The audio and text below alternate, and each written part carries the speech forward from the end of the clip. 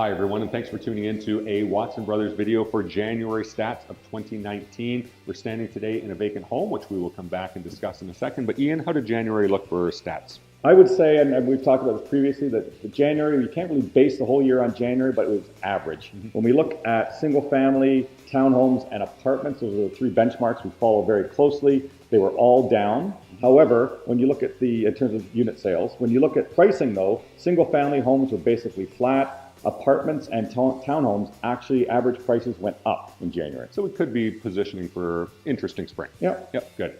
I want to talk about speculation tax today. The envelopes all ran out to your mailboxes over the last week. You open that up and it says that you've got to either call in or go online and register. We recommend you go online. A lot easier. Tried the phone-in scenario. What we wanted to do was give you a couple of suggestions as far as things the government hasn't come out with the rollout and stated, as we knew that this was going to get released and they didn't have all the details ironed out. So scenario one, let us say that you are working out of province. Let's say in Alberta. We've got lots of our clients that work out there. They come back and forth, maybe 3 weeks out, a week back. And what your title search states generally, if you are a married couple, is that you own that property in joint tenancy, meaning you're half and half. You both now have to call in because you're both on title regardless of the percentage split, and you have to register for that speculation tax. Your family's living in that home 365 days a year, but you're out of province working for, let's say, 8 of the months overall. Ian, that person living out of province for 8 months or just out of that home, do they pay speculation tax? Yes. What if I said, you know what, I've got a nice house here, but I want to downsize in about 5 years when I retire. So I bought myself quite a lovely building lot, and it's been sitting there empty for the last year. Now I'm not going to build on that for 5 years. Am I going to have to pay speculation tax on that, Ian? Yes. Oh, I do.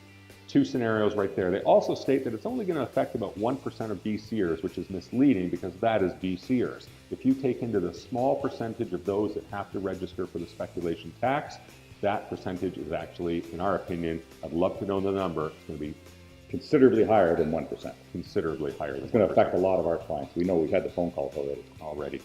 Reason we're back to the vacant home here, Ian, though, is that this house here is vacant. This home is on the market at fair market value, and this seller will not be paying a speculation tax. They're not speccing, they're trying to sell the property. It's vacant for a reason because it makes it easier to sell. So there's lots of different scenarios, but this property here, you might be interested or know somebody that's interested because it generates close to $4,000 a month in revenue because it's got a legal bedroom suite downstairs, and it's right next door to the university. It's actually in the Solterra Ranch development. We've done literally 75 homes in here, a lot of happy buyers. So we'll be back in February with fresh stats. Ian, what do you think is going to happen in the spring though? I think we're going to start to see the numbers improve, and I think as spring comes along, inventory will grow, but also sales will too. We will see you next month. Hope you tune in.